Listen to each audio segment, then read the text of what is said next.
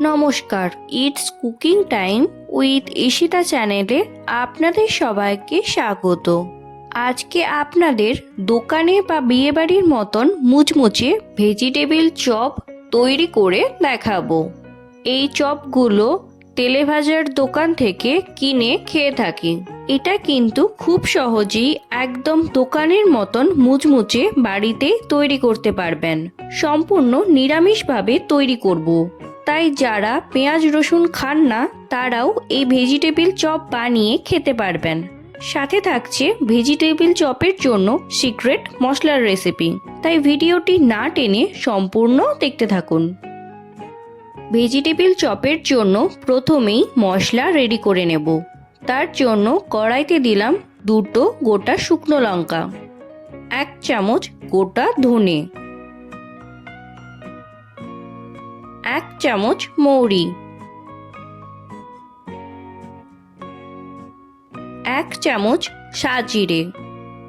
মশলা ভাজা হয়ে গেলে এর থেকে সুন্দর গন্ধ বেরোবে। তখন ওভেন অফ করে মশলাগুলো ঠান্ডা করে নেব। ঠান্ডা করা মশলা মিহি করে গুঁড়ো করে নিলাম।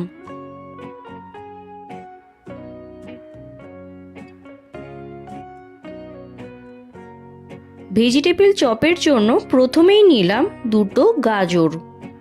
গাজরের খোসা ছাড়িয়ে গ্রেট করে নেব। এবার নিচ্ছি বিট। এইভাবে বিটের খোসা ছাড়িয়ে গ্রেট করে নেব। ভেজিটেবিল চপের জন্য পুর তৈরি করব। তাই কড়াইতে দিলাম সর্ষের তেল। তেল গরম হয়ে গেলে প্রথমেই বাদাম ভেজে নেব। বাদাম ভাজা হয়ে গেলে তুলে নিলাম। এবার ওই তেলের মধ্যেই দিলাম 1 চামচ 5 ফোড়ন, 1 চামচ গ্রেট করা আদা। আদা থেকে কাঁচা গন্ধ চলে গেলে দিলাম গ্রেট করা গাজর। কয়েকবার নাড়াচাড়া করে দিলাম গ্রেট করা বিট। বিট এবং গাজর ভালো করে মিশিয়ে নিলাম। এবার দিলাম পরিমাণ মতন লবণ। লবণ ভালো করে গাজর এবং বিটের সাথে মিশিয়ে নিলাম। দিলাম 1 চামচ গুঁড়ো হলুদ, 1 চামচ শুকনো লঙ্কার গুঁড়ো। সমস্ত কিছু আবারও ভালো করে মিশিয়ে নিলাম। এবার এই সমস্ত কিছু ভালো করে সেদ্ধ করে নেব। সেদ্ধ হওয়ার পরে দিলাম ম্যাশ করা আলু। আলু ভালো করে গাজর এবং বিটের সাথে মিশিয়ে নিলাম। ভেজিটেবিল চপের টেস্ট মিষ্টি মিষ্টি হয়, তাই দিলাম 2 চামচ চিনি। আবারও সমস্ত কিছু ভালো করে মিশিয়ে নিলাম। স্বাদ ব্যালেন্স রাখার জন্য দিলাম 1 চামচ আমচুর পাউডার। দিলাম কিছুটা পরিমাণে মটরশুঁটি। আগে থেকে তৈরি করা মশলা দিলাম 1 চামচ। এবার সমস্ত কিছু ভালো করে মিশিয়ে নিলাম। দিলাম কুচনো ধনেপাতা। আগে থেকে ভেজে রাখা বাদাম। আবারও কয়েক সেকেন্ড ভালো করে নাড়াচাড়া করে ওভেন অফ করে দিলাম। এই পুর অন্য একটি পাত্রে রেখে ঠান্ডা করে নেব। ঠান্ডা পুর থেকে ভেজিটেবিল চপের জন্য মণ্ডর আকারে পাকিয়ে নেব।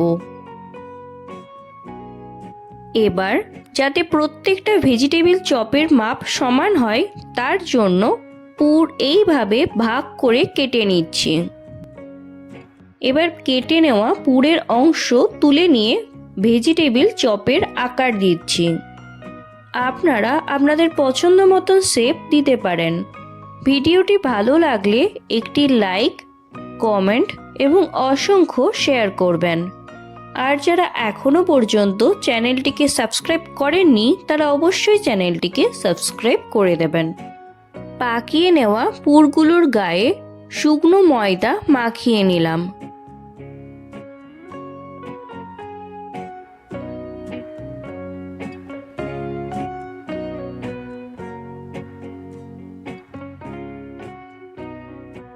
এবার ওই ময়দার মধ্যেই দিলাম কিছুটা পরিমাণে জল। এবার এটাকে ময়দার ব্যাটার বানিয়ে নিলাম। আমি যেহেতু নিরামিষ ভেজিটেবিল চপ বানাচ্ছি, তার জন্য ময়দা দিয়ে ব্যাটার বানিয়েছি।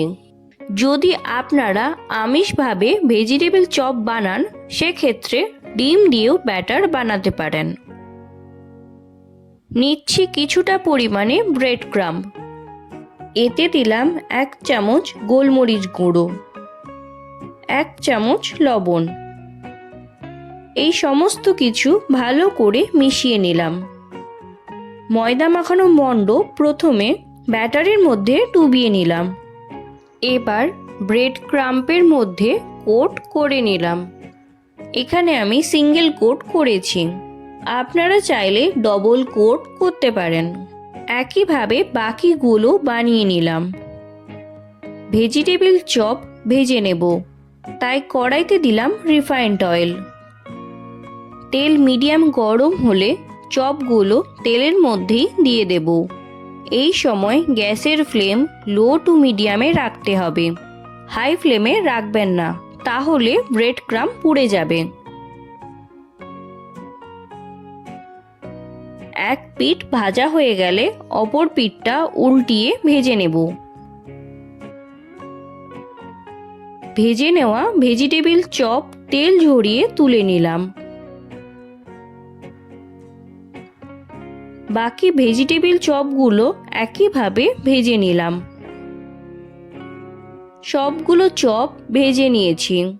ভেজিটেবিল চপ ভেঙে দেখাচ্ছি, দেখুন চপটা একদম দোকান বা বিয়েবাড়ির মতন হয়েছে।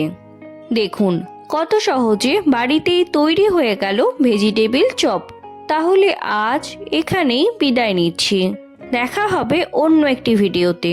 ভালো থাকবেন। ভিডিওটি সম্পূর্ণ দেখার জন্য ধন্যবাদ।